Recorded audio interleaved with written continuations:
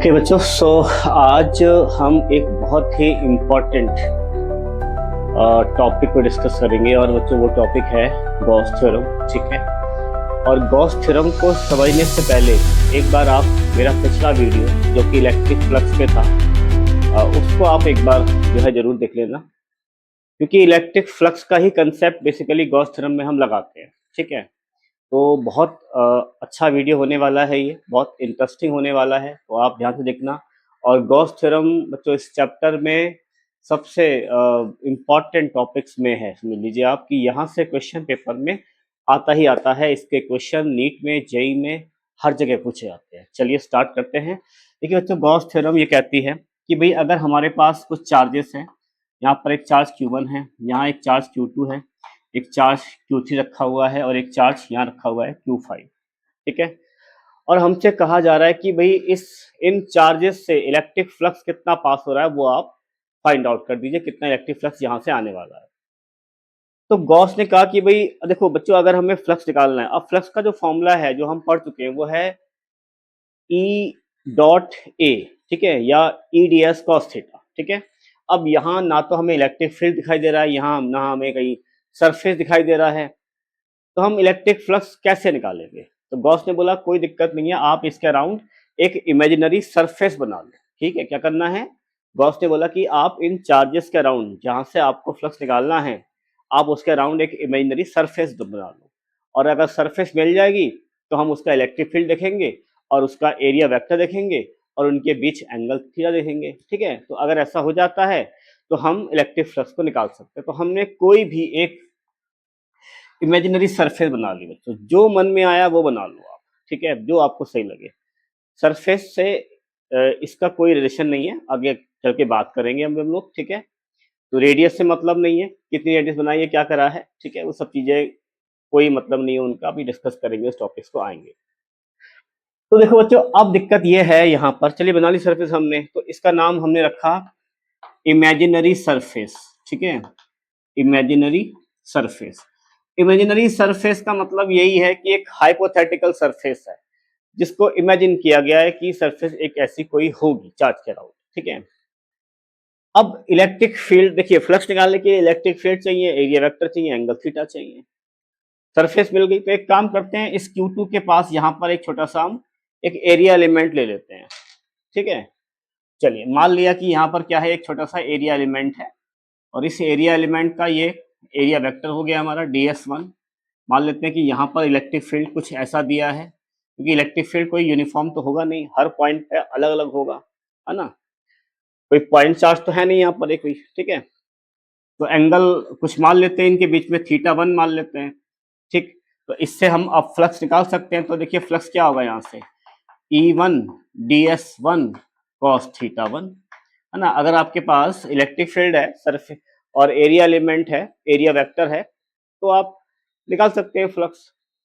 चलो भाई ठीक है, मगर अभी तो सरफेस बहुत बड़ी है, अभी तो और बहुत सारा हमें फ्लक्स निकालना पड़ेगा। तो भाई यहाँ पर भी चलो मान लेते हैं कि एरिया एलिमेंट। ठीक है, यहाँ पे एक एरिया एलिमेंट ले लिया हमने। अब चलिए मान लेते हैं कि यहाँ पे इलेक्ट्रिक फील्ड इस तरह से, और ये इसका इलेक्ट्रिक फील्ड ये है, और ये इसका एरिया एलिमेंट है, ये एंगल θ2 मान लेते हैं। तो सेम यहाँ पर भी हम इलेक्ट्रिक फ्लक्स निकाल सकते हैं। भाई कैसे निकालेंगे, तो φ2 मान लेते हैं यहाँ पर फ्लक्स, तो E2 DS2 cos θ2 हो जाएगा। ठीक है, चलिए अब यहाँ लेना पड़ेगा, चलिए यहाँ मान लेते हैं। तो यहाँ पर भी हमने एक एरिया एलिमेंट ले लिया। ठीक है, मान लेते हैं कि ये इलेक्ट्रिक फील्ड हो गया हमारा E3, ये हो गया हमारे पास एरिया एलिमेंट DS3। ठीक है, और एंगल ले लिया हमने θ3, तो φ3 फिर निकालेंगे यहाँ से आप, तो E3DS3 cos θ3। ठीक है, मतलब यहाँ भी लेंगे, हर जगह आप पूरी सरफेस में आपको यहाँ पे एरिया एलिमेंट लेने पड़ेंगे। ठीक है, मतलब पूरी सरफेस को ऐसा इमेजिन कर लो, जो सरफेस है वो अलग अलग एरिया एलिमेंट से मिलके बनी हुई है, और उन सबको जब जोड़ेंगे तो आपको नेट फ्लक्स मिलेगा। अब सबको जोड़ लेते हैं सभी हमें, तो क्योंकि ऐसे और भी आएंगे फ्लक्स, सबको ऐड कर लेते हैं। तो टोटल फ्लक्स हमारा क्या हो जाएगा, टोटल फ्लक्स हमारा हो जाएगा φ1 मतलब हो गया E1 DS1 cos θ1 plus E2 DS2 cos θ2। ठीक है, इस तरीके से और भी आएंगे। तो गॉस ने बोला कि अगर हम ऐसे अलग अलग फ्लक्स निकालेंगे तो बेटर है कि हम क्या कर दें, इसका इंटीग्रेशन कर लें। तो हमने कर दिया इंटीग्रेशन, ये क्लोज इंटीग्रेशन का साइन है, पूरी सरफेस के लिए है ये, ठीक है। ई डॉट डी एस, ठीक है, इलेक्ट्रिक फील्ड ले लिया हमने यहाँ पर, और क्या ले लिया हमने, एरिया एलिमेंट, एरिया वेक्टर ले लिया हमने। इलेक्ट्रिक फील्ड और एरिया वेक्टर हमें यहाँ पर बीच में डॉट लगा हुआ है, तो ये डॉट प्रोडक्ट को दिखाता है, ठीक है। अब गॉस ने बताया कि यहां से जो फ्लक्स आएगा वो इस सरफेस के अंदर जितना भी नेट चार्ज है, इस सरफेस के अंदर जितना भी नेट चार्ज है उसको आप डिवाइड कर देंगे परमिटिविटी ऑफ द मीडियम से, ठीक है। तो ये हो जाएगा आपका क्यू नेट, इन क्यू नेट चार्ज मतलब, ठीक है, inside the surface divide by epsilon not, ठीक है, यानी सरफेस के अंदर का charge divide by permittivity of the free space. Permittivity के बारे में आप जानते हैं 8.85 10⁻12 इसकी वैल्यू होती है, ठीक है, बहुत बार यूज किया होगा आपने इसको कूलॉम लॉ में। अब उसने बोला कि देखिए अब क्यू इनसाइड होगा क्या यहाँ पर, तो Q1 plus Q2 minus Q3 plus Q4 सबको जोड़ लीजिए, तो Q1 plus Q2 minus Q3 plus Q4 divide by epsilon naught. तो इतना फ्लक्स पास होगा, अगर इसकी वैल्यू पता है तो यहाँ लगा सकते हैं, अदरवाइज कोई बात नहीं है। तो ये हमें फ्लक्स मिलने वाला है गॉस थ्योरम की हेल्प से, ठीक है। तो फाइनली गॉस थ्योरम को हम मैथमेटिकली एक्सप्रेस करेंगे इस तरीके से, integration close integration E dot D S equal to Q inside by epsilon not, ठीक है। तो ये हमारे पास इलेक्ट्रिक फ्लक्स का फॉर्मूला है गॉस थ्योरम के अकॉर्डिंग, ठीक है। ये तो फॉर्मूला पहले भी जानते हैं आप, ठीक है। और ये क्या है, net charge inside the surface divided by epsilon naught मतलब permittivity of the free space, ठीक है। चलिए अब इसको अगर हम स्टेटमेंट में कन्वर्ट करें, ठीक है बच्चों, स्टेटमेंट में क्या लिखेंगे उसको देखो, तो इसका स्टेटमेंट बन जाएगा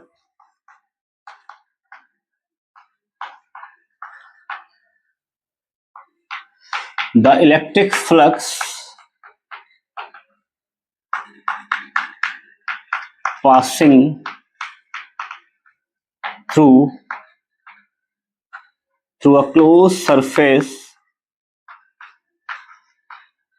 is 1 upon epsilon naught times the net charge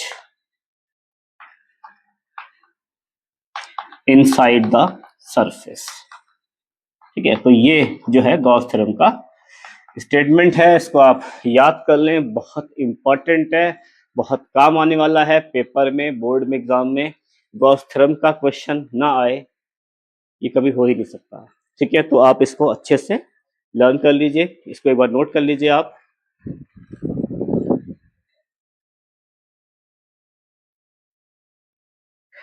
अब देखिए इसमें एक चीज और है कि अगर इस सरफेस के बाहर यहां पर ये Q5 अगर चार्ज होता तो भी इसका कोई रोल नहीं होता, इसको हम काउंट नहीं करते, ठीक है। Q5 को हम यहाँ पर काउंट नहीं करेंगे क्योंकि ये सरफेस के अंदर नहीं है चार्ज। अब आपके मन में क्वेश्चन आया कि सर क्यों नहीं ऐड करेंगे भाई इसको, इसका कोई कंट्रीब्यूशन क्यों नहीं है इलेक्ट्रिक फ्लक्स में। तो इसलिए नहीं है इलेक्ट्रिक फ्लक्स में कंट्रीब्यूशन क्योंकि अगर ये चार्ज बाहर है तो इससे जो इलेक्ट्रिक फील्ड लाइंस निकलेंगी वो इस सरफेस में एंटर करेंगी, ठीक है, उसके बाद इस सरफेस को लीव करके बाहर चली जाएंगी। मतलब हम ये बोल सकते हैं the number of electric field lines passing through the surface is equal to the number of field lines leaving the surface, ठीक है। जितनी फील्ड लाइंस सरफेस पे एंटर कर रही हैं उतनी सरफेस को लीव कर रही हैं, बाहर वाले चार्ज की जैसे बात कर रहा हूं मैं, तो इसलिए इसका कोई कंट्रीब्यूशन कम से कम इलेक्ट्रिक फ्लक्स में तो नहीं है, ठीक है।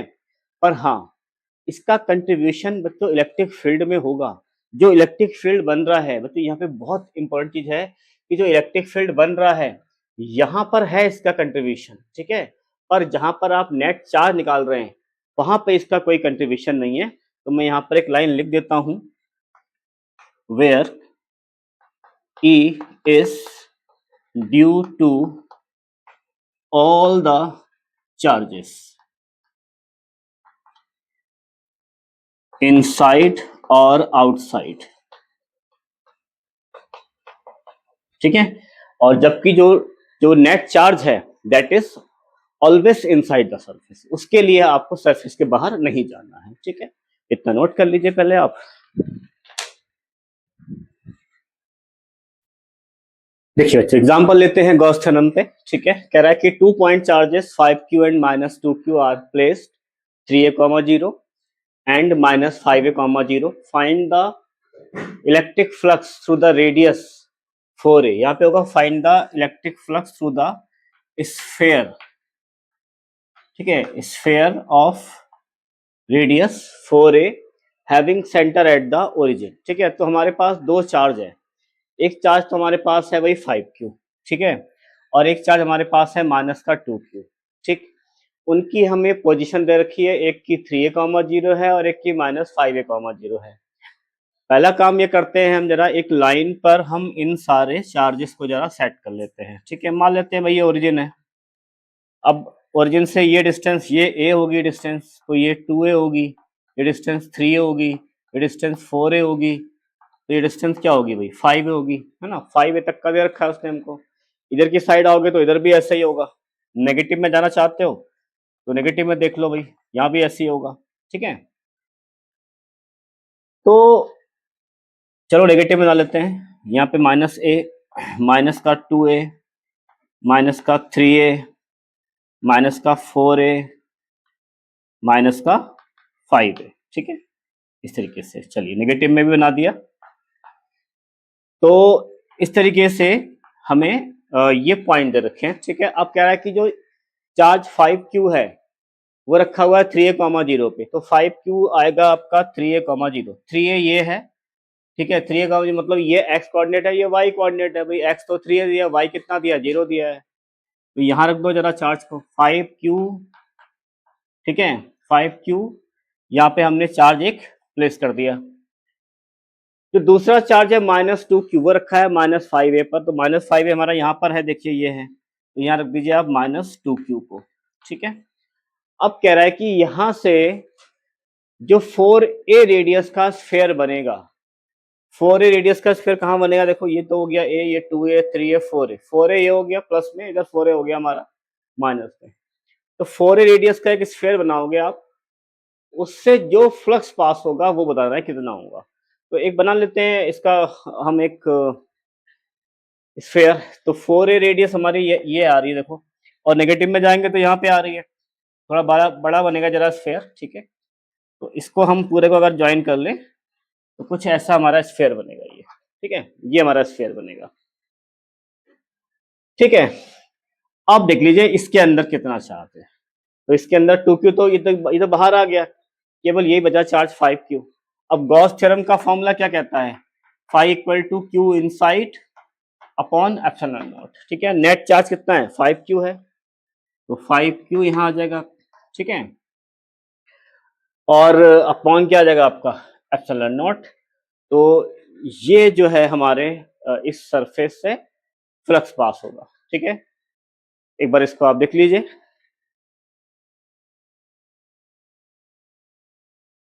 ठीक है। एक बार फिर समझाता हूँ, देखो ये ओरिजिन हो गया, ये हो गई radius a, 2a, 3a, 4a। जो कहता है, जो कोऑर्डिनेट्स दे रहा है उसके अकॉर्डिंग आप कोऑर्डिनेट्स को पहले यहाँ लगा दीजिए, ठीक है। नेगेटिव वाला है तो इधर नेगेटिव में आ जाइए, ठीक है। फिर देख लीजिए कि पहले चार्ज को कहाँ रखा है, उसने रखा है 3a पे, तो a, 2a, 3a यहाँ रख दिया पहला चार्ज।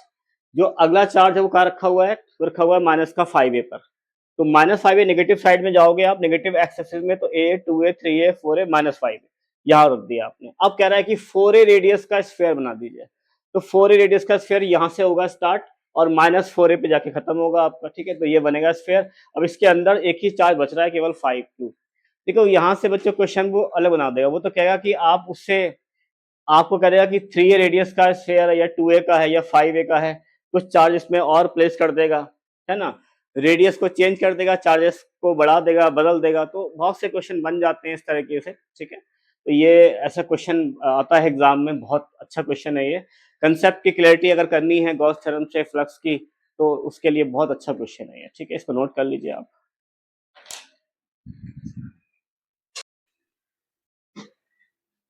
चलिए तो अब बात कर लेते हैं जरा हम लोग एक बार गॉस थ्योरम के डेरिवेशन की, कि इसका प्रूफ कैसा होना है, और प्रूफ में ही आपको ये समझ में आ जाएगा कि गॉस थ्योरम रेडियस पे डिपेंड करती है या नहीं करती है। ठीक है, चलिए करते हैं डिस्कस। तो गॉस थ्योरम का प्रूफ जो करना है हमें, प्रूफ के लिए बच्चों हम एक तरीका अपनाते हैं कि हम एक पॉजिटिव पॉइंट चार्ज लेते हैं। ठीक है, आइसोलेटेड पॉजिटिव पॉइंट चार्ज। तो हमने यहाँ पर एक आइसोलेटेड पॉजिटिव पॉइंट चार्ज ले लिया। ठीक है, ये क्या है हमारे पास, एक आइसोलेटेड पॉजिटिव पॉइंट चार्ज। ठीक है, तो इस पॉइंट चार्ज से जो इलेक्ट्रिक फील्ड लाइंस निकलेंगी they will move radially outward. हमें पता है कि एक आइसोलेटेड पॉजिटिव पॉइंट चार्ज से जो इलेक्ट्रिक फील्ड लाइंस होती हैं दे मूव रेडियली आउटवर्ड। तो यहाँ से जो इलेक्ट्रिक फील्ड लाइंस होंगी वो अलग अलग डायरेक्शन में मूव करेंगी। ठीक है, यानी रेडियली आउटवर्ड कहते हैं इसको, यानी हर डायरेक्शन में आपको इलेक्ट्रिक फील्ड लाइंस मिलेंगी। ठीक है, इस तरीके से आप देख सकते हो, ये आप सब आपने पढ़ा हुआ है इलेक्ट्रिक फील्ड लाइंस में। ठीक है, तो इस तरीके से ये इलेक्ट्रिक फील्ड लाइंस का पैटर्न है। ठीक है, और शायद ये पता होगा आपको कि इस तरह का जो पैटर्न होता है इलेक्ट्रिक फील्ड लाइंस का वो कैसा होता है, यूनिफॉर्म या नॉन यूनिफॉर्म?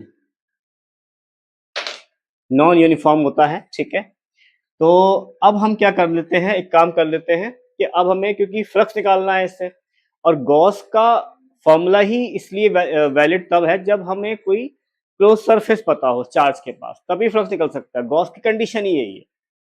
तो हमें एक गॉसियन सरफेस चाहिए इसके अराउंड।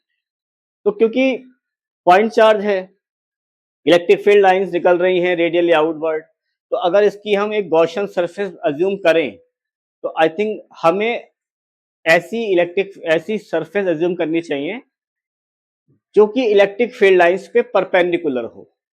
ठीक है, क्योंकि इलेक्ट्रिक फील्ड लाइंस पे सरफेस कैसे होनी चाहिए, इट शुड बी नॉर्मल, जिससे क्या होगा, हमारा हर जगह जो एंगल होगा, थीटा जो होगा, वो हमारा कांस्टेंट हो जाएगा। ठीक है, सिमेट्री बन जाएगी हमारे पास। तो हम एक इमेजिनरी गॉसियन सरफेस यहाँ पे बना लेते हैं। ठीक है, ठीक है, या मैं ऐसा कह लूँ आपको कि इस चार्ज को सेंटर मान के आर रेडियस का आपने एक स्फीयर बना लिया। ठीक है, इस चार्ज को सेंटर मान के आर रेडियस का आपने एक स्फीयर ड्रॉ कर लिया। ठीक है, अच्छा ठीक है भाई, अब इस स्फीयर की रेडियस को आप आर मान लीजिए। ठीक है, आर मान लिया स्फीयर की रेडियस को। यहाँ पर क्या करेंगे, यहाँ पर क्योंकि देखो इलेक्ट्रिक फील्ड यूनिफॉर्म पे है नहीं हर जगह, इलेक्ट्रिक फील्ड की वैल्यू तो भाई अलग अलग है हर पॉइंट पे, है ना भाई। यहाँ इलेक्ट्रिक फील्ड, ये देखो इलेक्ट्रिक फील्ड की स्ट्रेंथ यहाँ ज्यादा है, यहाँ कम है इलेक्ट्रिक फील्ड की स्ट्रेंथ। तो इलेक्ट्रिक फील्ड यूनिफॉर्म तो नहीं है, जहाँ यूनिफॉर्म नहीं है इलेक्ट्रिक फील्ड वहां पर आपको जो इलेक्ट्रिक फ्लक्स है वो इंटीग्रेशन वाला जो मेथड है वो आपको लगाना पड़ेगा। ठीक है, तो उससे हम यहाँ पे सॉल्व कर लेते हैं। तो ठीक है, कोई दिक्कत नहीं है। यहाँ पर हम एक छोटा सा एरिया एलिमेंट एज्यूम कर लेते हैं। ठीक है, इस एरिया एलिमेंट को यहाँ से आप ज्वाइन कर लीजिए। ठीक है, इस सेंटर से, और इस पर इलेक्ट्रिक फील्ड ऐसे जा रहा है, ये इलेक्ट्रिक फील्ड हो गया आपका। ठीक है, और एरिया एलिमेंट भी इसी के डायरेक्शन में होगा। ठीक है, तो ये रहा आपका एरिया एलिमेंट, इसको मैं ds कह लेता हूँ। ठीक है, और ये आपका हो गया इलेक्ट्रिक फील्ड। ठीक है, यहाँ तक की बात आई थिंक शायद समझ में आ रही होगी आपको। ठीक है, अब यहाँ पर देखो electric field and area vector they are in the same direction, तो थीटा कितना हो जाएगा यहाँ पर, थीटा इज 0 डिग्री। ठीक है, चलो थीटा आ गया क्योंकि दोनों सेम डायरेक्शन में है। ऐसे एरिया एलिमेंट एक यहाँ जूम करेंगे आप, यहाँ जूम करेंगे, यहाँ जूम करेंगे, यहाँ जूम करेंगे, यहाँ करेंगे, यहाँ करेंगे, सब में एज्यूम करेंगे इस तरीके से। ठीक है, तो पहले हम इससे जरा इलेक्ट्रिक फ्लक्स निकाल लेते हैं। तो भाई देखो छोटे से एरिया एलिमेंट से इलेक्ट्रिक फ्लक्स हमारा स्मॉल आएगा। ठीक है, तो इलेक्ट्रिक फ्लक्स हमारा क्या आएगा, डी फाई ई, क्योंकि भाई देखो एरिया एलिमेंट स्मॉल है तो फ्लक्स भी तो स्मॉल ही आएगा। तो D phi equal to E dot D S होता है, या ये कह लें कि E D S cos 0 degree लगा लीजिए आप, ई ए कॉस थीटा। ठीक है, तो डी फाई इक्वल टू हो जाएगा ई डी एस, और कॉस 0 कितना होता है, 1 होता है। यहाँ से आप इलेक्ट्रिक फ्लक्स निकाल लीजिए। तो इसको करेंगे इंटीग्रेशन, दोनों साइड करेंगे। भाई डी हटाना तो क्या करेंगे, we need to do the integration. यहाँ करेंगे इंटीग्रेशन तो ये डी हट जाएगा, इधर करेंगे इंटीग्रेशन, यहाँ आ जाएगा इंटीग्रेशन का साइन। ठीक है, ई इंटू डी एस। ठीक है, तो फाई इक्वल टू ई को बाहर कर लीजिए। ठीक है, और डी एस का हो जाएगा इंटीग्रेशन आपका S, it is E into S. तो फ्लक्स आपका आ गया यहाँ पर ई इंटू एस, और एस क्या है, surface area, it is 4 pi are square. भाई सरफेस एरिया कितना होगा स्फीयर का, आर रेडियस है तो 4πr² होगा। तो छोटे से एरिया एलिमेंट का फ्लक्स निकाला, उसको इंटीग्रेट कर दिया, ठीक है। यहाँ करा इंटीग्रेशन, डी हट गया, यहाँ भी करा इंटीग्रेशन तो यहाँ पर आ गया इंटीग्रेशन, यहाँ तो डी नहीं है ना भाई, ठीक है। तो इसका करा इंटीग्रेशन, ई तो हमने बाहर कर सकते हैं हम लोग, क्योंकि ई की वैल्यू सब जगह सेम है हमारी यहाँ पर सरफेस पे। डी का हो गया इंटीग्रेशन आपका डीएस का, ये हो गया हमारा एस, ठीक है। तो यहाँ पे लगा दिया हमने, एस की लगा दी वैल्यू 4πr²। अब हमारे पास देखिए, अब हमारे पास एक फॉर्मूला है electric field due to a point charge का, क्योंकि ये तो एक पॉइंट चार्ज है और इससे आर डिस्टेंस पे इलेक्ट्रिक फील्ड निकालना है, तो मुझे पता है पॉइंट चार्ज का फॉर्मूला क्या होता है। तो हम जानते हैं कि electric field due to a point charge वो होती है E equal to K Q by r², equation number 2, ठीक है। तो यहां से हम इलेक्ट्रिक फील्ड की वैल्यू क्या करते हैं बच्चों, यहां लगा लेते हैं। तो यहां से हमारा इलेक्ट्रिक फ्लक्स कितना बन जाएगा, जब E की वैल्यू यहां लगाएंगे आप तो के क्यू बाई r² मल्टीप्लाई में क्या आ जाएगा 4πr², ठीक है। r² से r² कैंसिल, देखो बच्चों यहीं पर मेन कंसेप्ट आ गया हमारा, r² से r² कैंसिल हो गया, मतलब रेडियस पे गॉस थ्योरम डिपेंड ही नहीं करती है, ठीक है। गॉस थ्योरम से जो फ्लक्स आता है वो रेडियस पे डिपेंड करता ही नहीं है, ये सबसे इंपॉर्टेंट कंक्लूजन आता है हमारा, बहुत इंपॉर्टेंट है बच्चों, ठीक है। इस पर क्वेश्चन आते हैं, बच्चे अक्सर गलतियां कर देते हैं, जानते हैं कि कट जाता है r² फिर भी लिख देते हैं कि r पे डिपेंड करता है, ठीक है, पर ऐसा नहीं होता है, r पे डिपेंड नहीं करेगा। अब k की वैल्यू जानते हो आप, k कितना होता है भाई, क्या होता है 1/4πε0, q तो ऐसे ही रहेगा, ठीक है। और ये 4π, तो 4π से 4π क्या हुआ कैंसिल आउट, तो कितना आया हमारा q/ε0। तो कुल मिलाकर हमारा जो फ्लक्स आ गया गॉस थ्योरम से वो आ गया q इनसाइड अपॉन ε0, ठीक है। यही था हमारा गॉस थ्योरम का फॉर्मूला, ये गॉस थ्योरम का आपने प्रूफ कर लिया, ठीक है। इसको आप नोट कर लीजिए।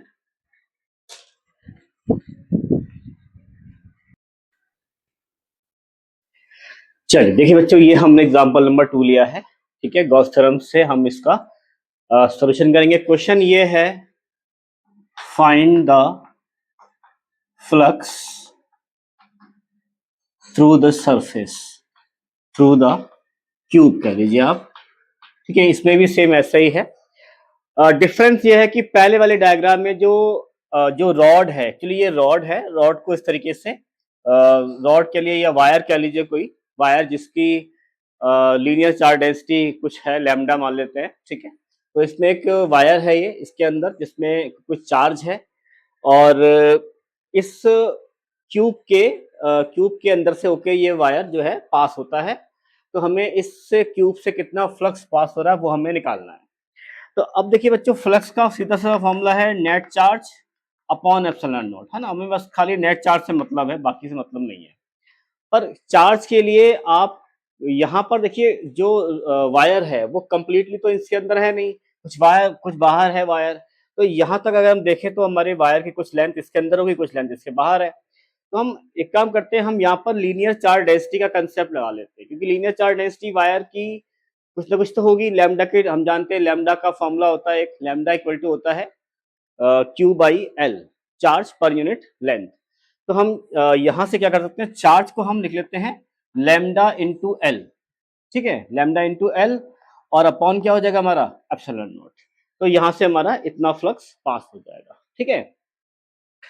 यहाँ पे आते देखिए, यहाँ पर भी सेम क्वेश्चन है, फाइंड द फ्लक्स निकालना है, इसमें भी फ्लक्स निकालना है, लेकिन इसमें जो वायर है वो इस क्यूब के डायगोनल की फॉर्म में जा रहा है, यानी डायगोनल से होके जा रहा है, ठीक है, डायगोनली यानी पास हो रहा है वायर। तो इस केस में अगर हम फ्लक्स निकालते हैं तो फॉर्मूला वही है Q इनसाइड अपॉन ε0, लेकिन जो यहाँ पे चार्ज होगा फिर लगाएंगे linear charge density concept, lambda होता है Q/L, तो Q हो जाएगा लैम्डा इंटू एल।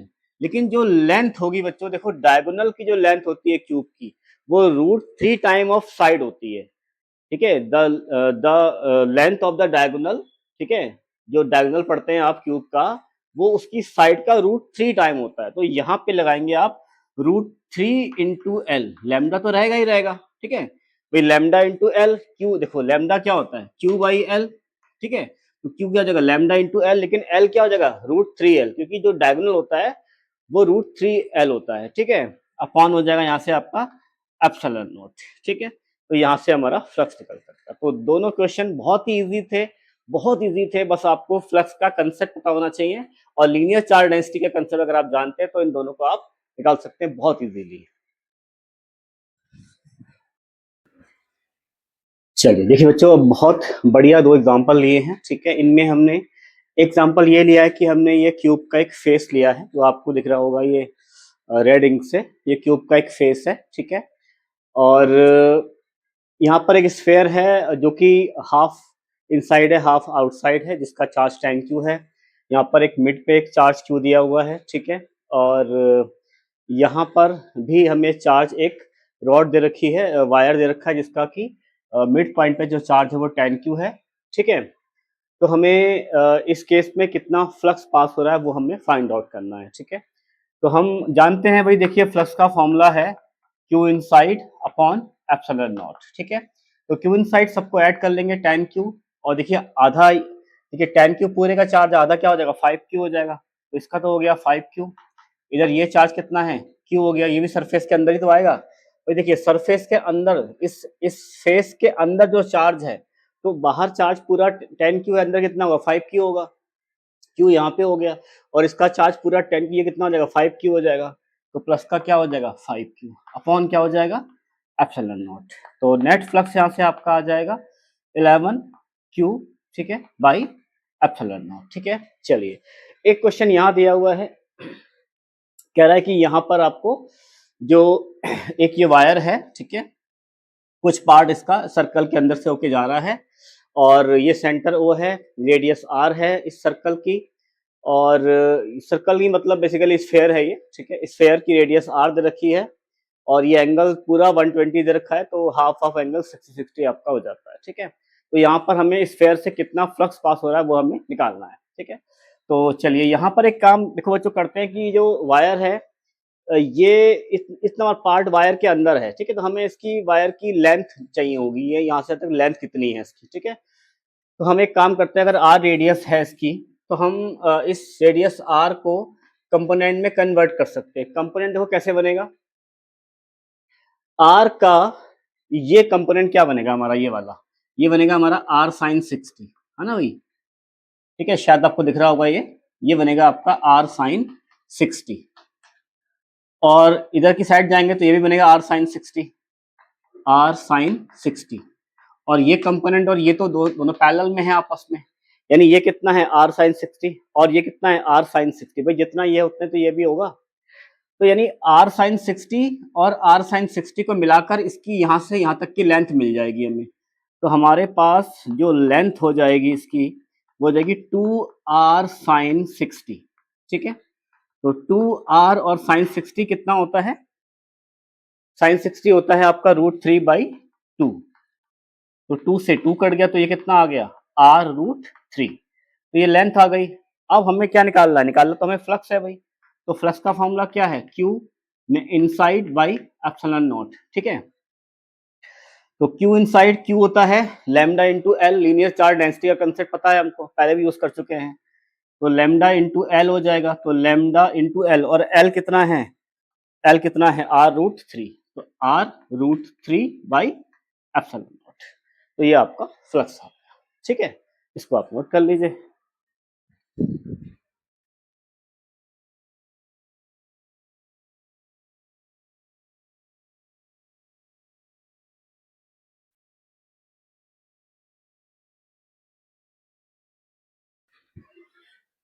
देखिए बच्चों अगला एग्जांपल है, hollow cylinder has charge Q inside it, यानी इस हॉलो सिलेंडर के अंदर एक स्मॉल चार्ज Q रखा हुआ है।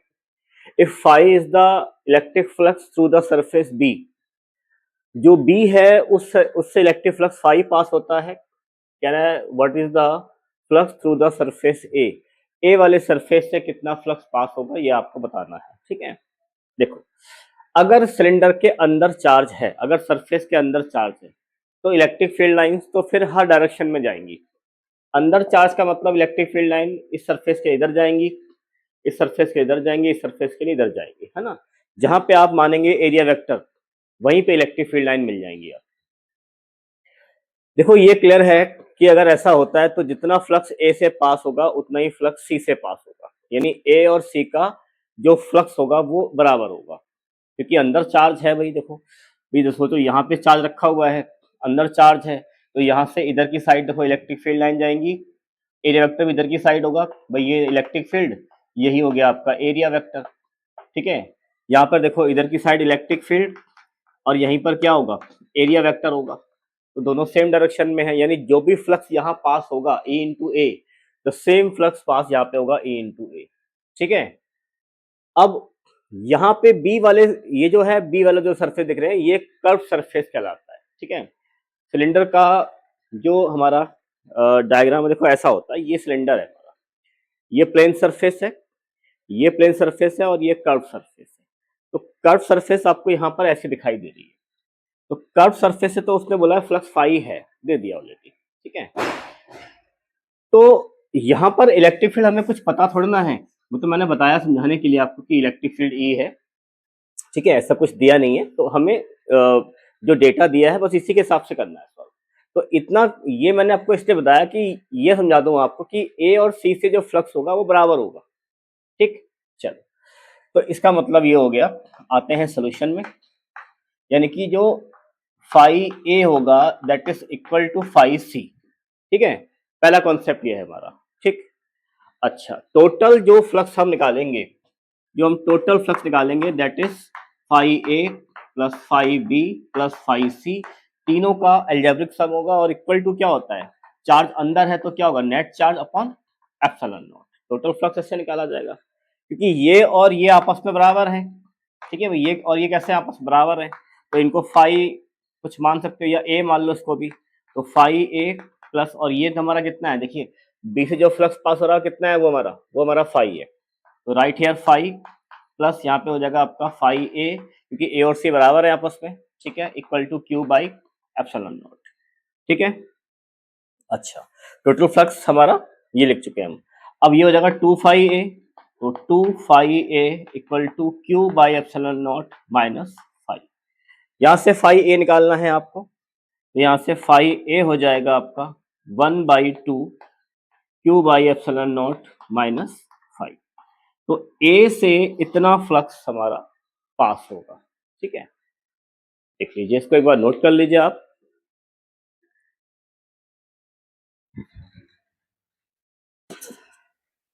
देखिए, अच्छा क्वेश्चन है, find the electric flux through the disc. ठीक है, इस डिस्क के सामने क्यू चार्ज, एक पॉइंट चार्ज है जो इस डिस्क के सामने रखा गया है।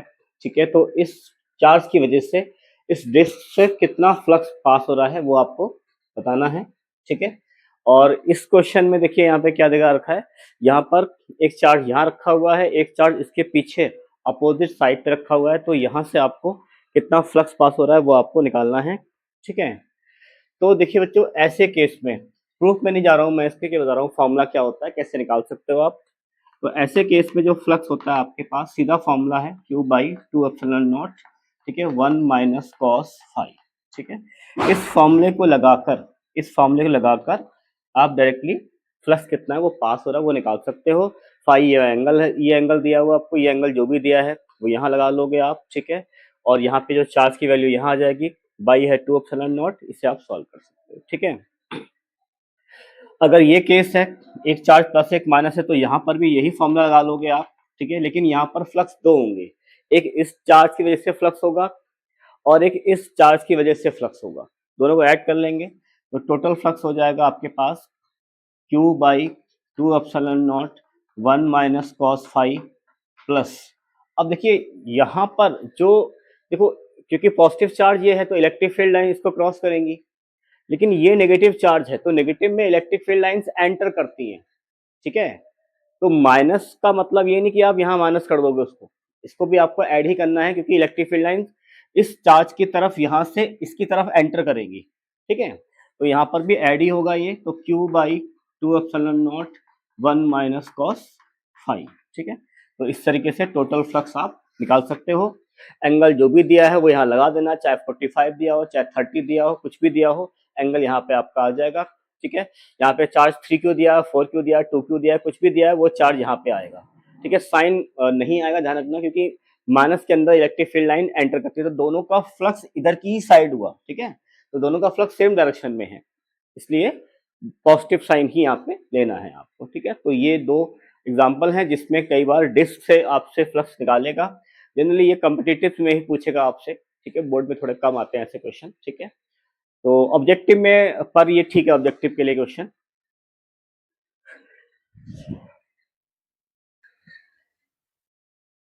क्वेश्चन है find the electric flux through the upper surface, lower surface and the curve surface of the cylinder, ठीक है। तो सिलेंडर है, ये अपर सरफेस हो गया, ये लोअर सरफेस हो गया, और ये कर्व सरफेस है, और यहाँ सेंटर में चार्ज क्यों रखा हुआ है, ठीक है। अभी जो हमने क्वेश्चन किया था डिस्क वाला, जिससे कुछ डिस्टेंस पर एक पॉइंट चार्ज रखा था डिस्क के सामने, उसका फॉर्मूला जो था वही हम यहाँ पे लगाने वाले हैं, ठीक है। तो अभी केवल आप ये सरफेस मान के चलिए, और ये चार्ज क्यों रखा हुआ है, 45 का एंगल दिया है, तो हमें यहाँ पर सरफेस से फ्लक्स निकालना है। तो अपर सरफेस से अगर फ्लक्स निकालना है तो फॉर्मूला क्या था भाई, Q/2ε0 1 माइनस कॉस फाई, ठीक है। तो इसे लगा लेते हैं। तो Q/2ε0 1 माइनस कॉस फाई मतलब कॉस 45 डिग्री, ठीक है। इसको जरा आप सॉल्व कर लेंगे थोड़ा सा, ठीक है। 1 माइनस ये हो गया आपका √2, तो ये हो जाएगा Q/2ε0 √2 माइनस 1 बाई √2, ठीक है।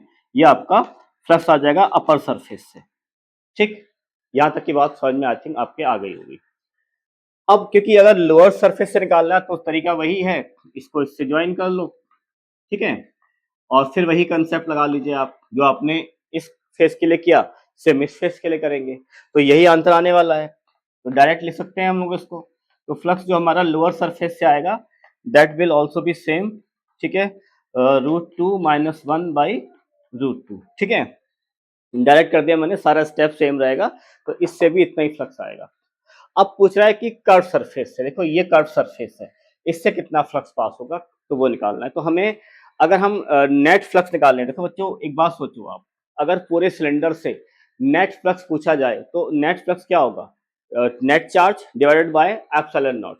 तो सिलेंडर में नेट चार्ज तो क्यू ही है, तो यानी टोटल हमें इससे जितना भी फ्लक्स है वो पता है, ठीक है। हमें इससे पता है, इससे पता है, निकालना है कर्व सरफेस से। यानी अगर टोटल फ्लक्स को मैं इन दोनों फ्लक्स के सम से माइनस कर दूं, भाई देखो टोटल फ्लक्स क्या है, Q/ε0, यही तो आएगा, और इसका मुझे पता है, तो यानी मुझे अगर कर्व सरफेस से निकालना है तो मैं टोटल फ्लक्स में से इन दोनों का जो फ्लक्स आया है उसको क्या कर दूं, मैं माइनस कर दूं, ठीक है। तो यहां से मेरा जो फाई आ जाएगा कर्व सरफेस से, ठीक है, वो हो जाएगा, टोटल फ्लक्स है Q/ε0 माइनस, और इसका 2 टाइम आप माइनस कर दो, तो Q/2ε0 √2 माइनस 1 बाई √2, ठीक है, मल्टीप्लाई बाय 2, ठीक है। क्योंकि इन दोनों का मिलाकर कितना हो जाएगा, 2 टाइम्स हो जाएगा। इसको आप सॉल्व कर लेंगे जो भी होगा, ठीक है। तो ये आपका आंसर आ जाएगा। तो इस तरीके से इस फ्लक्स को आप निकाल सकते हो, ठीक है। चलिए यहाँ पे आते हैं। ये एक हेमिस्फेयर दिया हुआ है, इलेक्ट्रिक फील्ड लाइंस दे रखी हैं, और E0 लिखा हुआ है, मतलब कि कांस्टेंट इलेक्ट्रिक फील्ड, और कहाँ है, जेड डायरेक्शन में है, सॉरी जे कैप है तो वाई डायरेक्शन में है, ठीक है। रेडियस कुछ होगी इसकी, रेडियस को चाहे तो आप आर मान सकते हैं, ठीक है, इसको आप आर ले सकते हैं, कोई इशू नहीं है, ठीक है। अच्छा, इलेक्ट्रिक फील्ड लाइंस जितनी इसमें एंटर कर रही हैं उतनी यहाँ से बाहर जा रही हैं, भी देखिए इलेक्ट्रिक फील्ड लाइंस जितनी इसमें कर रही हैं एंटर, उतनी यहाँ से बाहर जा रही हैं। तो अब यहाँ पर केस अलग अलग बन सकते हैं। आपसे पूछ लेगा कि भाई इनकमिंग फ्लक्स कितना है, आपसे पूछ लेगा आउटगोइंग फ्लक्स कितना है, आपसे पूछ लेगा नेट फ्लक्स कितना है, तो कुछ भी पूछ लेगा। तो मैं आपको तीनों पार्ट बताता हूँ कि कैसे से निकालना है। तो पहला, अगर आपको फ्लक्स इनकमिंग निकालना है, ठीक है, यानी जो इनवर्ड फ्लक्स है वो निकालना है आपको, तो देखो इस वाले प्लेन सरफेस का एरिया वेक्टर होगा डाउनवर्ड डायरेक्शन में, नीचे की तरफ, ठीक है। तो ये रहा इसका एरिया वेक्टर, मैं इसको दूसरे इंक से दिखा देता हूँ। देखिए नीचे की साइड होगा इसका एरिया वेक्टर, ठीक है, और इलेक्ट्रिक फील्ड कहाँ पर है, ऊपर की साइड है। तो फ्लक्स हो जाएगा ए मतलब πr² इंटू कॉस 180 डिग्री, तो माइनस का E इंटू πr², ठीक है। चलिए अब निकालते हैं हम जरा आउटवर्ड फ्लक्स।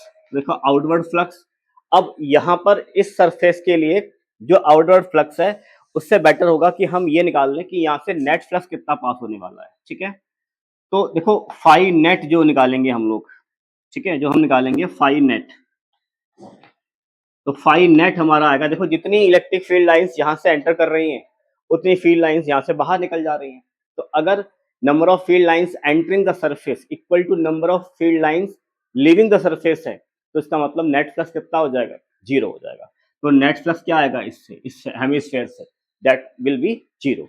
तो अगर नेट फ्लक्स जीरो है तो जीरो आंसर तभी तो आएगा जब एक फ्लक्स नेगेटिव और एक फ्लक्स कैसा हो, पॉजिटिव। इसका मतलब जो आउटवर्ड फ्लक्स होना चाहिए दैट शुड बी पॉजिटिव। तो मैं आउटवर्ड फ्लक्स निकाल लेता हूं यहां से, तो वो हो जाएगा आपका प्लस का E into pi are square.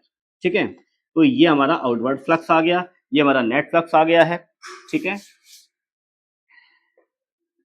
और ये हमारा इनकमिंग फ्लक्स आ गया। आप कहोगे सर आपने ये बाद में क्यों निकाला, तो तरीका देखो बच्चों, इसका तरीका यही है क्योंकि यहाँ पर ना, देखो यहाँ पर आप direct E into pi are square नहीं कर सकते थे, क्योंकि देखो यहाँ पर जो एरिया वेक्टर होगा यहाँ पे अलग होगा, यहाँ पे अलग होगा, यहाँ अलग होगा, तो यहाँ अलग होगा, हर जगह उसका एंगल अलग अलग बनेगा।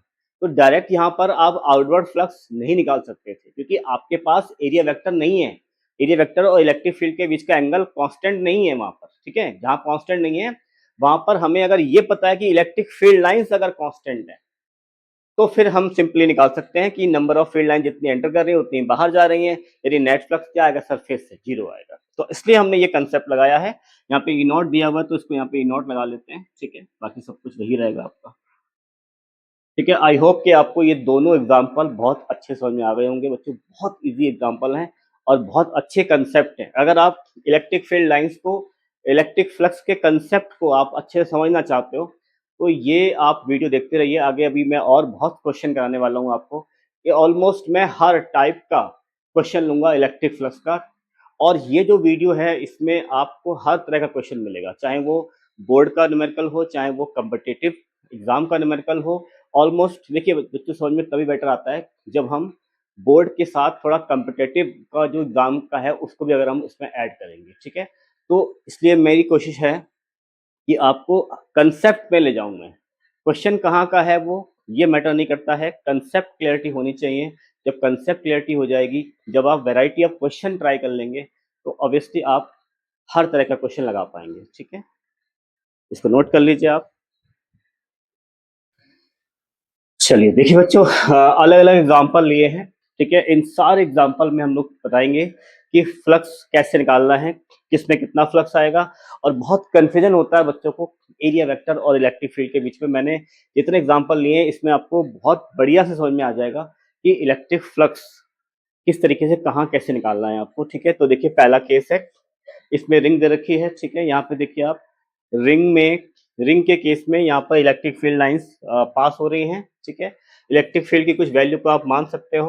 ठीक है, इलेक्ट्रिक फील्ड को आप ऐसा मान लो ई नॉट जे के। ठीक है, ये मान लेते हैं और हमें फ्लक्स निकालना है। तो देखो ये कंसेप्ट आपका कुछ ये डायग्राम देखो ऐसा है आपका। ठीक है, ये जो रिंग है वो ऐसे रखी हुई है। ठीक है, यानी रिंग का प्लेन तो यही हुआ भाई, रिंग का प्लेन और बोर्ड का प्लेन आपस में परपेंडिकुलर है, ऐसे नहीं है, ऐसे है। ठीक है, तो ये रहा इलेक्ट्रिक फील्ड। ठीक है, देखो ऐसे इलेक्ट्रिक फील्ड लाइन एंटर कर रही है इसके अंदर, ये इलेक्ट्रिक फील्ड लाइन देखो ऐसे बाहर निकल रही है यहाँ से। ठीक है, और यही इसका क्या होगा, यहाँ पर क्या होगा, इसका एरिया वेक्टर। ये क्या है, area vector. Electric field line देखो आप यहाँ देखिए, फिर दिखाता हूँ मैं आपको एक बार। ये रिंग होगी। ठीक है, ये इलेक्ट्रिक फील्ड और ये एरिया वेक्टर, दोनों सेम डायरेक्शन में है। थीटा कितना हुआ, 0 डिग्री। थीटा किसके बीच का एंगल है, इलेक्ट्रिक फील्ड और एरिया वेक्टर के बीच का एंगल। फॉर्मूला क्या है फ्लक्स का, ई ए कॉस थीटा। तो थीटा 0 डिग्री होगा, तो ई दिया हुआ है, एरिया वेक्टर मिल गया हमको। ठीक है, तो यहाँ पे आप फ्लक्स निकाल सकते हो। यहाँ से आपका फ्लक्स आ जाएगा ई इंटू एरिया होगा आपका पाई आर स्क्वायर। ठीक है, इंटू कॉस 0 डिग्री, बिकॉज दोनों कैसे सेम डायरेक्शन में है, तो फ्लक्स आ जाएगा आपका E into pi are square. ठीक है, तो ये आपका फ्लक्स बन गया। ठीक है, आई थिंक बात आपको सब कुछ क्लियर हो गई होगी। ठीक है, अगले पे आते हैं। ठीक है, देखिए ये वाला केस, एग्जांपल नंबर 11। देखो इस केस में कुछ ऐसा है कि आपका रिंग तो हमारी ऐसी है ये, ठीक है, रिंग ऐसी है, लेकिन इलेक्ट्रिक फील्ड जो है नॉर्मल नहीं है इस बार, ठीक है। इलेक्ट्रिक फील्ड कुछ ऐसे देखो पास हो रहा है, ठीक है, इलेक्ट्रिक फील्ड कुछ ऐसे पास हो रहा है इस तरीके से। देखो ये रिंग है और ये इलेक्ट्रिक फील्ड है, ऐसा समझ लो आप, ये इलेक्ट्रिक फील्ड है, ठीक है। और देखिए बहुत अच्छा क्वेश्चन है ये। यहाँ पे जो इलेक्ट्रिक फील्ड है उसके साथ जो प्लेन है रिंग का, ठीक है, रिंग के प्लेन के साथ इलेक्ट्रिक फील्ड का एंगल कितना दिया हुआ है, 30 डिग्री दिया हुआ है, ठीक है। रिंग के प्लेन के साथ इलेक्ट्रिक फील्ड का एंगल 30 दिया हुआ, मतलब ये देखो रिंग का प्लेन ऐसा हुआ है ना भाई, ये प्लेन हुआ, अरे यही तो प्लेन है भाई, ये प्लेन हुआ, ये इलेक्ट्रिक फील्ड हुआ, तो इसके साथ एंगल जो है दिया हुआ है 30 डिग्री, ठीक है। मतलब कि समझिए जरा बात को आप, ये कंडीशन देखो, ये इलेक्ट्रिक फील्ड और ये रिंग का plane, this angle is 30 degree.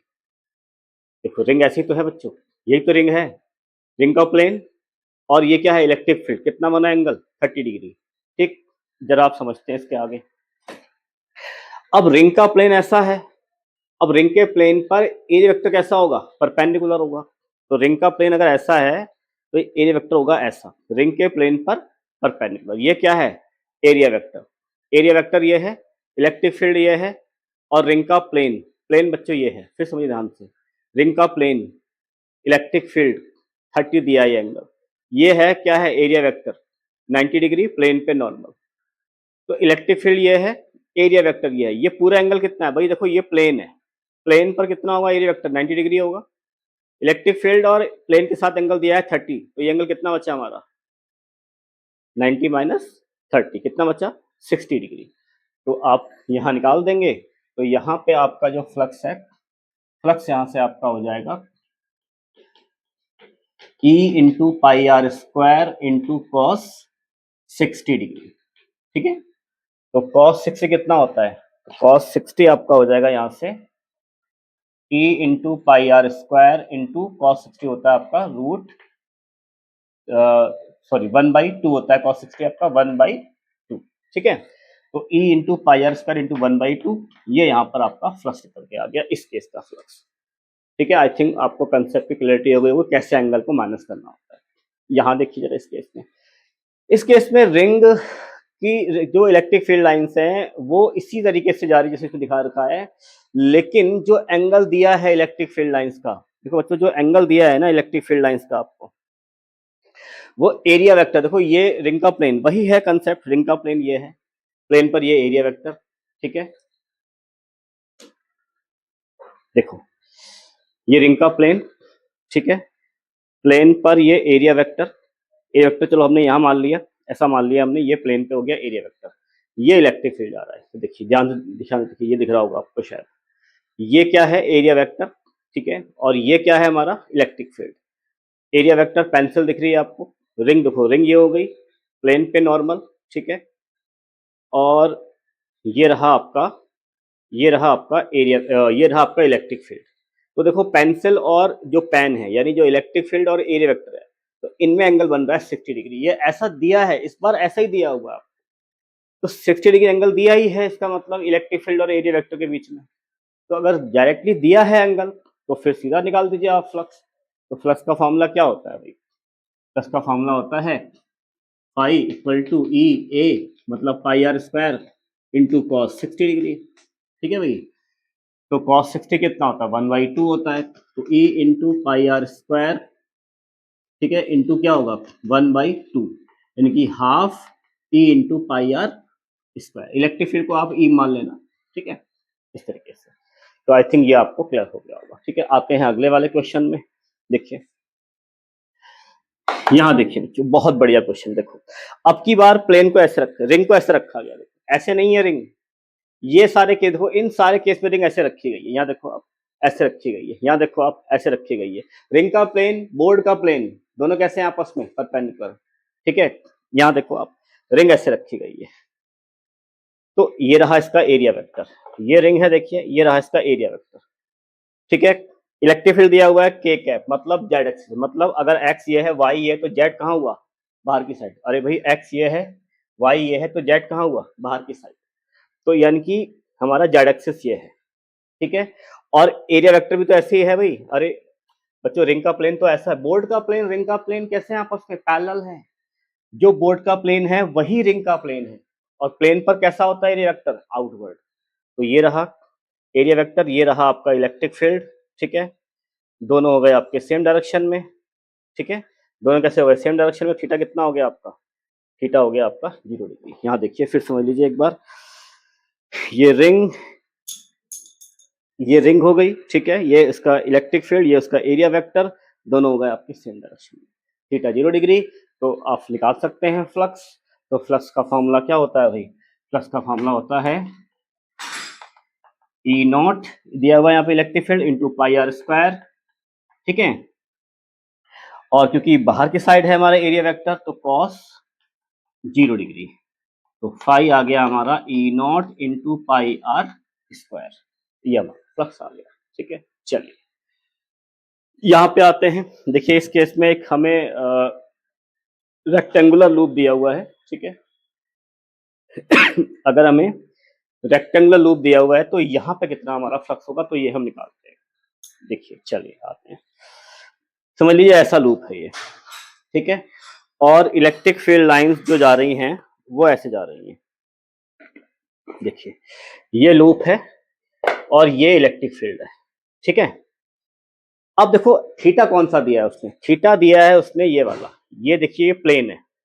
जो पेन दिखाया ना मैंने आपको यहाँ पर, ये पेन क्या है, ये पेन आपका प्लेन है। बच्चे यही तो देखो, इस समय जो आपको रेक्टेंगल दिया है, जो आपको ये जो 2D ऑब्जेक्ट दे रखी है, इसके लिए जो इसका जो प्लेन है और जो बोर्ड का प्लेन है, दोनों आपस में पैरेलल है। तो इलेक्ट्रिक फील्ड ये है और ये आपका हो गया प्लेन। प्लेन के साथ एंगल कितना दिया हुआ, थीटा। देखो ये देखो थीटा दिया हुआ है, ठीक है। लेकिन थीटा एक्चुअल में कौन सा एंगल होता है, इलेक्ट्रिक फील्ड और एरिया वेक्टर के बीच का एंगल। तो ये एरिया वेक्टर नहीं है भाई, ये नहीं है एरिया वेक्टर, ठीक है। ये वेक्टर कैसा होता है, प्लेन पर नॉर्मल आउटवर्ड डायरेक्शन में। तो अब एरिया वेक्टर तो इस पर नॉर्मल होगा, यानी एरिया वेक्टर ऐसा नहीं होगा, एरिया वेक्टर एक्चुअल में ये होगा, ऐसे होगा, ठीक है। तो अब आप जरा समझिए ध्यान से मेरी बात को। अगर ऐसा है बच्चों, तो देखिए ये हुआ इलेक्ट्रिक फील्ड और ये हुआ एरिया वेक्टर। जरा मुझे बता दीजिए कितना होगा इनके बीच में एंगल। देखिए इलेक्ट्रिक फील्ड और एरिया वेक्टर, ये देखिए ऐसे कितना एंगल है ये, 90 डिग्री। तो फ्लक्स क्या होगा, ई ए कॉस 90, ठीक है। जरा लगाइए यहाँ पर, तो फ्लक्स यहाँ पे हो जाएगा आपका ई इंटू एरिया, एरिया को चलो अभी ए ले लेते हैं, साइड से एल दे रखिए, तो ई एल स्क्वायर और कॉस 90 डिग्री। कॉस 90 कितना होता है, 0, तो पूरा फ्लक्स कितना आ गया, 0 आ गया, ठीक है। चलिए यहाँ पे आते हैं। देखो यहाँ पर भी कुछ ऐसा ही दिया हुआ है, ये रहा प्लेन, ठीक है, ये रहा प्लेन, ये रहा इलेक्ट्रिक फील्ड, ठीक है। अब एरिया वेक्टर कहाँ पे होगा, प्लेन पे नॉर्मल, ठीक है। तो जो आपको प्लेन दिया है उसका प्लेन जो, यानी जो आप जिस 2D डायमेंशन का आप जो रेक्टेंगुलर जो डायमेंशन दे रखी है आपको, जो ऑब्जेक्ट दे रखी है, उसका जो प्लेन है और जो बोर्ड का प्लेन है, they are in parallel direction, ठीक है। तो ये रहा एरिया वेक्टर, ठीक है। देखो इलेक्ट्रिक फील्ड और ये क्या रहा आपका एरिया वेक्टर, कितना बना एंगल, 90 डिग्री, ठीक है। तो यहाँ पर हमारा फ्लक्स कितना आ जाएगा, तो तरीका वही है, ई इंटू साइड को चलो एल मान लेते हैं, E L square into cos 90 degree, कितना आया फ्लक्स, 0 आया, ठीक है। तो आई थिंक इन सारे एग्जाम्पल के बाद, इन सारे एग्जाम्पल को करने के बाद मुझे नहीं लगता कि आपको फ्लक्स में कोई दिक्कत आएगी। जितने क्वेश्चन आपने अटेम्प्ट करें आज, मैंने आपको हर तरीके से, हर आपको अलग अलग एंगल पे अलग अलग तरीके से आपको हर तरीके का क्वेश्चन करा दिया है कि इलेक्ट्रिक फ्लक्स आप निकाल सकते हैं। बस लास्ट में एक बार फिर से मैं आपको बताना चाहता हूँ बच्चों, ध्यान से समझिएगा आप इलेक्ट्रिक फील्ड और एरिया वेक्टर के कंसेप्ट को, ठीक है। जहां पर देखो, जहां पर आपको प्लेन दिया है, ठीक है, ये प्लेन अगर ऐसा दिया है, ठीक है, तो प्लेन का एरिया वेक्टर ये होगा, ठीक है। कंफ्यूजन बस कहाँ होता है, एरिया वेक्टर में होता है। ये रहा एरिया वेक्टर, ठीक है, ठीक है। इस प्लेन का, इसका इधर की साइड होगा, इसका इधर की साइड होगा, इसका कहाँ होगा, इधर की साइड होगा, इसका कहाँ होगा, इधर की साइड, और इसका मेरी साइड होगा। तो एरिया वेक्टर को समझिए ध्यान से, उसके बाद आप बहुत इजीली आप इन सारे क्वेश्चन को आप लगा सकते हैं, ठीक है।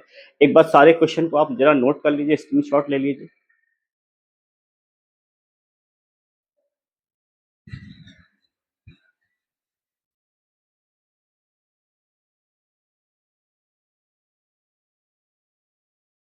देखिए बच्चों, ये अगला एग्जांपल है। इसमें कह रहा है कि find the electric flux if the electric field is in X direction, A X equal to alpha X. ठीक है, यानी इलेक्ट्रिक फील्ड जो है वो अल्फा एक्स का मतलब ये है कि इलेक्ट्रिक फील्ड जो है वो एक्स पे डिपेंडेंट है, यूनिफॉर्म नहीं है। इलेक्ट्रिक फील्ड एक्स की वैल्यू बदलेगी तो इलेक्ट्रिक फील्ड की वैल्यू भी बदल जाएगी। ठीक है, और जो अल्फा है यहाँ पर वो कांस्टेंट है, उसकी वैल्यू दे रखी है अलग से आपको। और इलेक्ट्रिक फील्ड एक्स डायरेक्शन में है, इसका मतलब वाई और जेड में उसका कंपोनेंट क्या होगा, जीरो होगा। इतनी इंफॉर्मेशन गिवन है आपको। डायग्राम दिया हुआ है। डायग्राम में देखिए ये जो साइड है ये 0.1 मीटर दे रखी है। ठीक है, यानी क्यूब की सारी साइड 0.1 मीटर है। ये जो ओरिजिन है यहाँ से 0.1 मीटर पे रखा गया है। पहला जो इसका फेस है क्यूब का वो ओरिजिन से 0.1 मीटर पे है। ठीक है, इसका मतलब वही है कि इलेक्ट्रिक फील्ड जब आप इलेक्ट्रिक फ्लक्स निकालेंगे तो वो अलग अलग फेस पे अलग अलग आएगा। इस फेस पे अलग आएगा, इस फेस पे अलग आएगा, क्योंकि एक्स की वैल्यू अलग अलग दे रखी है। ठीक है, ऊपर की साइड इलेक्ट्रिक फ्लक्स नहीं बनेगा क्योंकि इलेक्ट्रिक फील्ड जो है वो एक्स डायरेक्शन में है। और ऊपर की साइड जो होगा एरिया वेक्टर वो हमारा ऐसा होगा, है ना। सोचिए जरा कि ये एरिया वेक्टर दे रखा है आपको और ये इलेक्ट्रिक फील्ड है, तो यहाँ एंगल बनेगा आपका 90 डिग्री, तो वो वहां पर जीरो ही हो जाएगा। तो ऊपर की साइड फ्लक्स और नीचे की साइड भी ऐसे ही होगा, सेम आपका। ठीक है, यानी ऊपर और नीचे की साइड यहाँ और यहाँ इस वाले इन दोनों फेस पे इलेक्ट्रिक फ्लक्स आपका नहीं आएगा। ठीक है, जहां पर इलेक्ट्रिक फील्ड जिसके अलोंग दिया है वहीं पे हम निकालेंगे। ठीक है, चलिए बात कर लेते हैं एक बार हम इस लेफ्ट फेस पे। सोल्यूशन में आते हैं बच्चों, बहुत ही अच्छा क्वेश्चन है, आता है ये एग्जाम में। ठीक है, तो अगर मैं निकालूं लेफ्ट फेस पे, ठीक है, flux at the left face, तो फ्लक्स का फॉर्मूला होता है ई ए कॉस थीटा। ठीक है, ई इंटू ए इंटू कॉस थीटा। ठीक है, इलेक्ट्रिक फील्ड हमें दिया हुआ है अल्फा एक्स, तो अल्फा एक्स यहाँ लगा देंगे। एरिया होता है साइड का स्क्वायर, साइड दे रखी है 0.1 मीटर। ठीक है, तो 0.1 मीटर का स्क्वायर कर देंगे। और कॉस थीटा, देखिए थीटा होता है इलेक्ट्रिक फील्ड और एरिया वेक्टर के बीच का एंगल। देखिए इस फेस का जो इलेक्ट्रिक फील्ड है वो यहाँ दिया हुआ है आपको, और एरिया वेक्टर हुआ इसके फ्रंट में इधर की साइड। तो एरिया वेक्टर और इलेक्ट्रिक फील्ड में कितना बन रहा है एंगल, 180 का एंगल बन रहा है, because two vectors are in opposite direction. तो राइट हियर कॉस 180 डिग्री। ठीक है, अल्फा की वैल्यू आप चाहे तो लास्ट में लगा लें, कोई दिक्कत नहीं है। एक्स लगा सकते हैं, फिलहाल एक्स की वैल्यू 0.1 है, तो अल्फा इंटू 0.1 यहाँ लगाएंगे एक्स पे, और 0.1 का स्क्वायर ऑलरेडी है तो 0.1 का क्यूब हो जाएगा। और कॉस 180 होता है -1, यानी कि ये आ गया माइनस का अल्फा 0.1 का क्यूब। 0.1 का जो क्यूब है ना उसको आप 10⁻³ भी लिख सकते हैं। भाई देखिए ये हुआ 10⁻⁻1, अगर खाली 0.1 होता है क्यूब है तो क्या हो जाएगा, 10⁻³ हो जाएगा। ठीक है, तो ये आपका फ्लक्स आया आपका लेफ्ट फेस पे। ठीक है, इसको जरा एक बार आप देख लीजिए।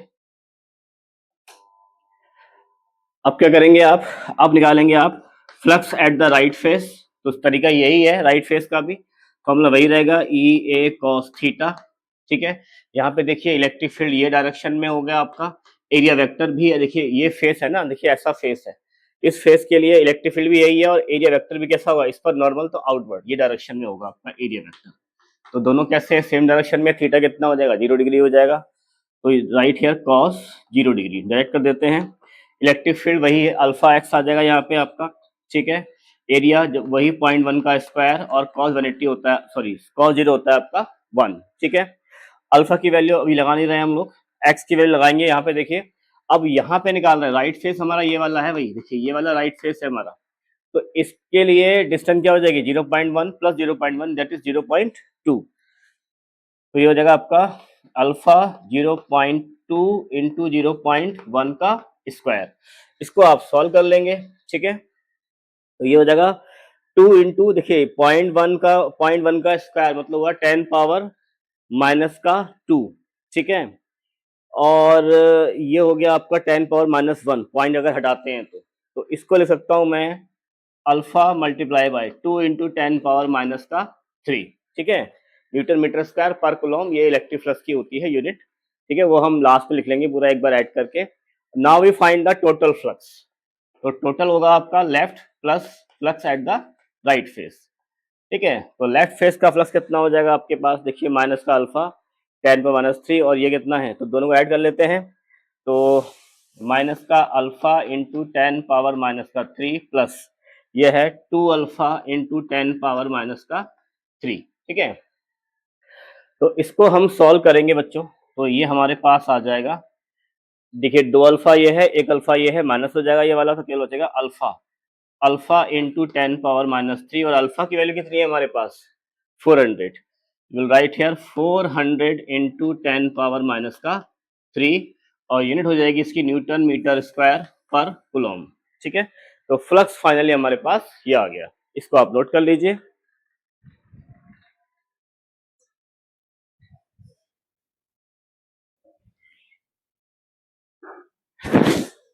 अब इसके बाद इसमें और जो पूछ सकता है वो है कि चार्ज कितना होगा, चार्ज इनसाइड। तो चार्ज के लिए आप तरीका क्या अपनाएंगे, देखिए फ्लक्स का फॉर्मूला जो गॉस थ्योरम में होता है आपके पास, that is Q by epsilon naught. तो यहाँ से आपका Q हो जाएगा एप्सिलॉन नॉट इंटू फाइव। तो एप्सिलॉन नॉट की वैल्यू 8.85 10⁻³ होती है। ठीक है, फाइव ये भी निकाला है आपने। इसको देखिए आप अगर डिवाइड कर देंगे यहाँ से तो ये 0.4 हो जाएगा आपका। ठीक है, तो इट इज 0.4। एक बार देख लेते हैं कहीं कोई मिस्टेक तो नहीं हुई है। ठीक है, अल्फा वैल्यू भी 400 हमारे पास। ठीक है, और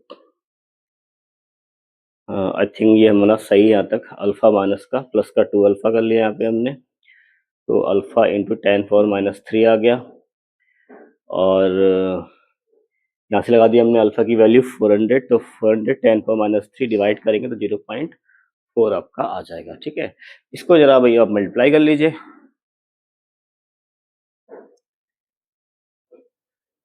ठीक है, तो ये आ जाएगा आपका,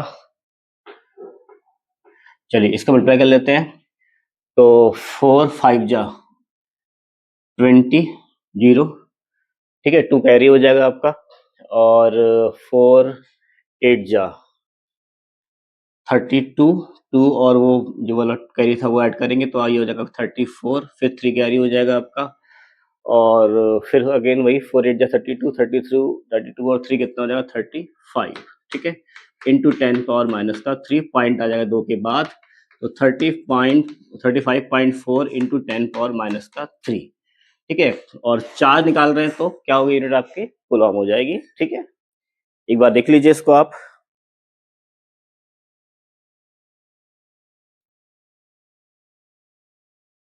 अच्छा, एक चीज और है, यहाँ पर जो पावर है हमारी 8.85 10⁻12 होता है ये। ठीक है, तो यहाँ पर -12 भी करना पड़ेगा हमें पावर को।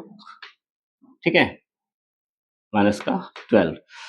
अच्छा, और ये 0.4 है हमारे पास, है ना, 0.4 है, तो फिर हमें एक पॉइंट यानी 2 के बाद ये हो गया, 1 के बाद ये, यानी 3 के बाद पॉइंट आना चाहिए, तो पॉइंट को भी फिर हमें यहाँ लगाना चाहिए। ठीक है, 3.542। ठीक है, 3.54 10⁻12 कूलम, ये हमारा आ गया चार्ज। ठीक है, तो बहुत आसानी से क्वेश्चन हो जाते हैं सॉल्व।